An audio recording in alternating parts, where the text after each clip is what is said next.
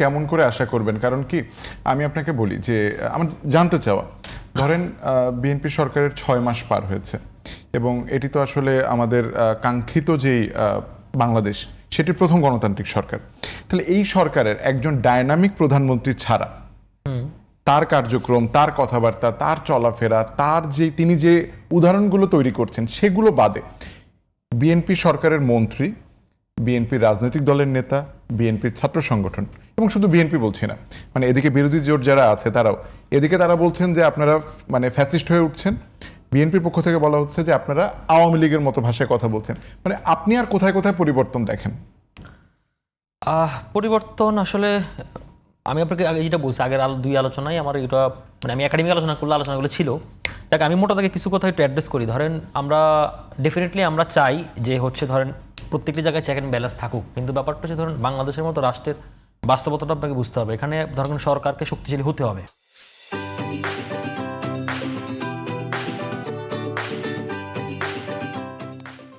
রাষ্ট্র সবসময় একটা বল প্রয়োগকারী প্রতিষ্ঠান, আমরা জানি, কিন্তু ব্যাপারটা হচ্ছে ধরেন রাষ্ট্র তার নাগরিকের উপরে অন্যায্যভাবে বল প্রয়োগ করছে কিনা, জোরপূর্বকভাবে তার অধিকার হরণ করছে কিনা, তার বাক স্বাধীনতা কেড়ে নিচ্ছে কিনা, সেটা আমাদের দেখতে হবে। আর একটা জিনিস আমি সবসময় যেটা ফিল করি, ধরেন মানে প্রতিপক্ষ যখন বলে যে বিএনপি স্বৈরাচার হয়ে উঠতেছে, ফেসিস্ট হয়ে উঠতেছে, আওয়ামী লীগ হয়ে উঠতেছে, এটার সাথে আমি খুব বেশি এগ্রি করি না। কারণ বিএনপি ঐতিহাসিকভাবে বিএনপি একটা কম্প্রোমাইজিং পার্টি। কেন আপনাকে বলি, ধরেন বিএনপি শুরুতে তার একটা ডিসিশন নিয়ে ফেলে, মানে হয় সে খুব বেশি মতামত যাচাই করে না, ইন্টারনালি খুব আলোচনা করে না, কিন্তু যখন দেখেছে পাবলিক রিঅ্যাকশন দেখে যে এটা এখানে এসে চলে যাচ্ছে, তখন কিন্তু সেই আবার নিজেই রিভার্স হয়ে পরিবর্তন করে। এখানেই আওয়ামী লীগের সাথে একটা বেসিক পার্থক্য। আওয়ামী লীগ মনে করে যে সে যেটা সিদ্ধান্ত নিয়েছে সেটাই সহি, এটা উপর থেকে ওই হিসেবে নাজিল হয়েছে, সেটা চেঞ্জ করা যাবে না। কিন্তু বিএনপি আবার উল্টা। আপনি দেখেন, আমি উদাহরণ দিলে আপনি বুঝবেন। ধরেন আমাদের ব্যাংক রেজুলেশন আইন, এটা নিয়ে আমি এই টকশোতে মানে 3-4 কথা বলে গেছি, তারপর দেখবেন ঠিক কিন্তু সেটা চেঞ্জ করছে। ইভেন আপনি দেখেন এই যে এনটিআরসির যে আপা যেটা বলছে, এটা তো একটা খুব বাজে জিনিস হচ্ছে, এবং এটা হলে একটা ডিজাস্টার হয়ে যাবে। মানে এই ডিজাস্টার সে নিজে কন্ট্রোল করতে পারবে না।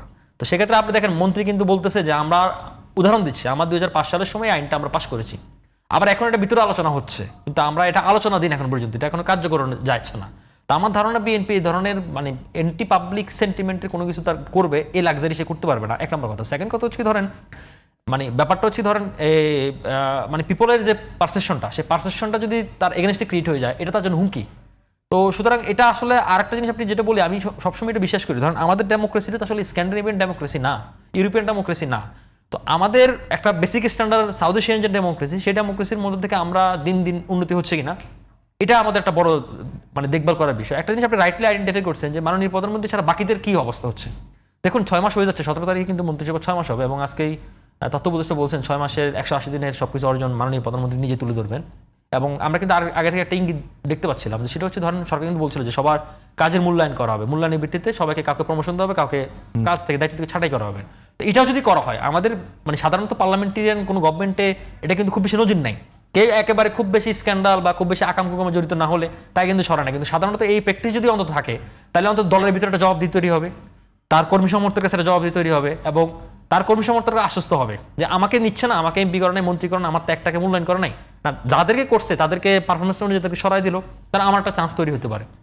তো এই ডেমোক্রেসিটা যখন ইন্টারনালি প্র্যাকটিস শুরু হবে, তখন আমি মনে করি যে এই মেসেজটা অনেক জায়গায় ছড়িয়ে যাবে। যেমন আমি একটা উদাহরণ আপনাকে দিই, ধরেন মাননীয় প্রধানমন্ত্রী দেখুন অনেক জায়গায় এখন কাটছাট শুরু করছে, অনেক জায়গায়। আপনি ধরেন ওনার মানে খাদ্যের বাজেট, নাস্তার বিল, সব জায়গা থেকে কাজ শুরু করছে, এবং এমপিদের অনেক জায়গায় থোক বরাদ্দ বলেন, থোক বরাদ্দ কিন্তু তাকে যে নিতে এখন দিয়ে যাবেন, এখন কিন্তু এটা মনিটরিং করে অর্থ মন্ত্রণালয়, অর্থ উপদেষ্টা, পরিকল্পনা মন্ত্রণালয়, পরিকল্পনা উপদেষ্টা, তাদের রিপোর্ট ছাড়া আপনারা যেতে পারবেন না। তো এখন কিন্তু এমপিরা চাইলে যাচ্ছে তাই সব কিছু করতে পারেন। আমরা হাসিনা আমলে কি দেখেছিলাম, হাসিনা আমলে আমরা শুধু হাসিনা কিন্তু ফেসিলিটি বলি, ব্যাপারটা তা না। হাসিনা আমলে 300টা আসনে 300টা হাসিনা ছিল।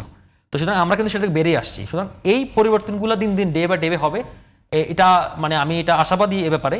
এবং অনেক কিছু যে হয় না ব্যাপারটা আসলে তা না। আমরা কিন্তু ধরেন এই যে একজনের জন্য সমালোচনা করতে পারতেছি, মিডিয়াতে এখন কোনো সেন্সরশিপ নাই, সব জায়গাতে আমরা এই যে একটা কাউন্টার আর্গুমেন্ট তৈরি করতে পারতেছি, মাননীয় প্রধানমন্ত্রী অনেক সমালোচনা করতে পারতেছেন, এটা তো একটা গুড সাইড। এবং আরেকটা জিনিস যদি শেষ করি, ধরেন এই যে যেটা বলছিলাম যে গুম কমিশন বলেন, বাকি পিএসসি বা রাষ্ট্রীয় যে সাংবিধানিক প্রতিষ্ঠানগুলো, সেই প্রতিষ্ঠানগুলোর ক্ষেত্রে আমি মনে করি যে এখানে একটা কনফিউজিং জায়গা আছে। কনফিউজিং জায়গাটা তৈরি করেছে ঐক্যমত কমিশন। ঐক্যমত কমিশন এখানে করেছে, দেখুন এই ব্যাপারগুলোতে ধরেন আমরা আমাদের জুডিশিয়ারির কাছে আমরা পাওয়া দিতে চাই, কিন্তু ব্যাপারটা হচ্ছে প্রত্যেকটা রিপাবলিকের ধারণাটা কি, প্রত্যেকটা ধরুন আমি ডেমোক্রেটিক বলে কিন্তু আমি যা কিছু তা করতে পারি না। কারণ ডেমোক্রেটিক বেসিক সংজ্ঞাটা কি, ধরুন এখানে 5 জন মানুষ আছে, 5 জন মানুষের মধ্যে 4 জন যদি মনে করে ওকে পিটাই মেরে ফেলো, ডেমোক্রেটিক সংজ্ঞা পিটাই মেরে ফেলো, কিন্তু তাকে পিটাই মেরে ফেলতে পারবেন না তো। সুতরাং প্রত্যেকটা জিনিসের টার্মস, রুলস অ্যান্ড রেগুলেশন থাকা উচিত। এবং আমাদের আপনাদের জুডিশিয়ারির এত কথা বলি, দেখুন আমাদের জুডিশিয়ারি কিন্তু ব্যাড এক্সাম্পল আছে, কারণ আমাদের তত্ত্বাবধায়ক সরকার ব্যবস্থা বাতিল করছে, খাইরুল লোক করছে না, তুই তো জুডিশিয়ারির লোক।